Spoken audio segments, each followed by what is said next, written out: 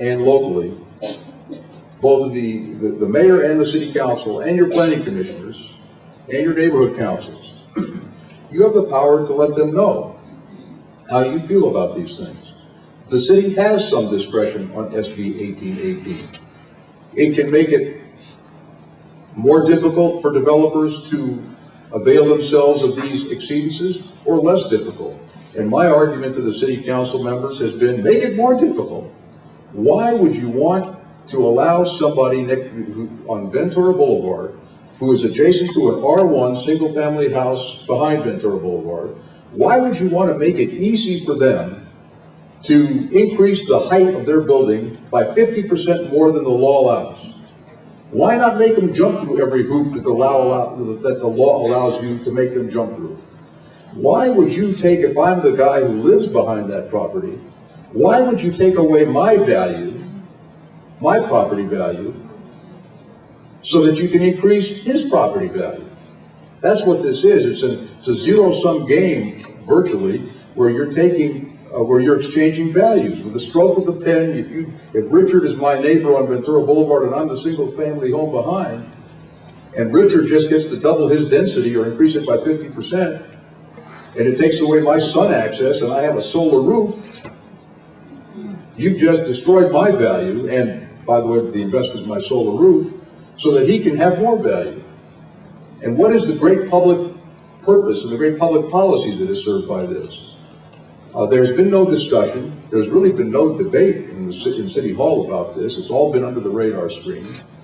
Until I raised this issue before a meeting of the neighborhood councils many months ago, probably before the summer, this wasn't even on anybody's radar screen. So I implore you, if you care, if you don't care, then there's plenty to watch on TV. But if you do care, you've got to be heard. You've got to make yourself heard in City Hall, because this applies to me too. If I don't hear from constituents about an issue, I assume they don't care about the issue. What other conclusion am I to draw? If there's an issue that's important to you, but you keep it to yourself, why am I to conclude other than you don't care about it? But if I do hear about it, and I know that people are cynical about politicians reading their mail, believe me, they all read their mail. And I read all of my mail, and I read all of my email, and make it my business to read it. Every politician does, to one extent or another. And if they have a half a brain in their head, they certainly want to know what's coming in the mailbox. They want to understand where people stand on these issues. So when you write a letter that says, I'm against Best Buy, or I'm for Best Buy, or I'm against this or for this, it registers. Somebody in the office is going to register, is going to get to the elected officials, ultimately the decision maker. So don't sell yourselves and your power short on this stuff. But I will tell you that it's very clear to me what's been happening now for a number of years. The level of organization and I guess the outrage meter that used to exist is not as great. It doesn't register as high anymore as like it used to with neighborhood groups. This is an exception to the rule of the Sherman Oaks Homeowner Association. But generally speaking, many of the organizations won big victories in the 80s and 90s and then kind of went dormant and assumed everything would take care of itself and was an automatic pilot. Then some people moved out, some people passed on, and what have you. And here we are with a whole new wave of the pendulum is swinging back. The political forces for unbridled development are well at work. Believe me, they're well at work all over the city, and it threatens to erode the victories and the settled issues that we thought were settled years ago, and it threatens to undermine the quality of life in this city. And it's not just Sherman Oaks or Studio City or Westwood. It's San Pedro. It's Mount Washington. It's Silver Lake. It's Granada Hills and Chatsworth. It's every neighborhood in the city.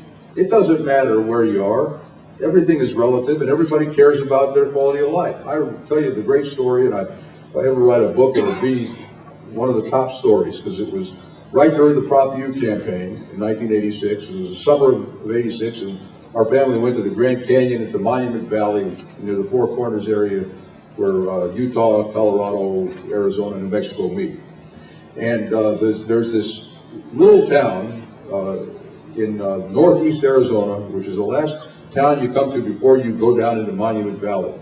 It's called Kayenta. Some of you may have been there. Kayenta is known as the most remote zip code in the continental United States. I found this out later. When we stop for gas in Kayenta, there's it's an Indian town, Native American town. There is a newspaper that was in the for sale inside the AM/PM gas station store, and there was the Navajo Hopi Observer. That was the name of the newspaper. And the headline in the paper, in the most remote zip code in America, continental United States, said, "Growth control sought in Kayenta." And it was some issue, the local first aid station was going to add a room, was examining it. It was preposterous. But if you lived in Kayenta, this was what, as Tip O'Neill said, all politics is over. So I say that to you tonight. I've been trying to send this message everywhere I go. I talk to every councilman that I can talk to. We have a lot of issues on development that are coming. We're going to have a big battle on Universal Studios. This is not too far from here, far enough, but close enough as well. What they want to do there is, I'm all for the studio regenerating itself, and have no problem with Conan coming over to Universal City and having a studio there for his nightly show, but 2 million square feet on one side of Lankershim, 3 million square feet on the studio side of Lankershim, 3,000 housing units, bigger than Park La Brea Towers, all of this, and they wanted, when they first came to us, I say all of us collectively, the city and the county, it was a done deal. They wanted to do it in 6 months. They're going to get their environmental impact report, their zoning approvals in 6 months. And we have something else in store for them, because I actually do believe in evaluating projects, scrutinizing them, and I do believe in the environmental impact report process as an analytical process that tells you what can the area absorb and what can it not absorb. Others others went to the press conference announcing the proposal, called it a Hollywood blockbuster. Well, it is a Hollywood blockbuster, but it's a different kind of blockbuster than Hollywood's used to. It's not a blockbuster that we're used to when we're stuck in gridlock traffic, going 2 miles an hour for 3 miles and spending an hour going 3 miles. So we have a major issue coming over here.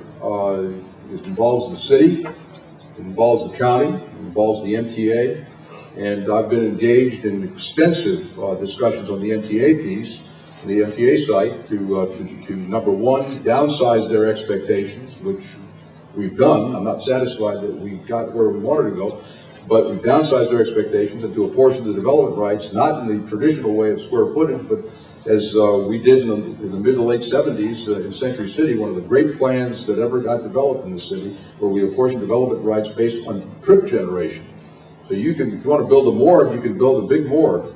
But if you want to build a shopping center, it's going to be a small shopping center, because we're going to give you so many vehicular trips, and that's all you're entitled to. And once you reach that point, based on a formula, you can't build anymore. That's what we're going to try to do on the MTA site. It'll still be a substantial development, but not nearly what they were talking about doing when they started this process. So that's, I think I've spoken longer than I wanted to. I didn't talk about transportation. I'll be happy to answer questions on that. I'm sure there'll be some. And even on the Coliseum, which I'd love to talk about as a UCLA alumnus, I say, Jesse, well, no, I'm not going to talk about it. We're going to beat them in basketball on Saturday, that's all. But, so that's my message to you tonight.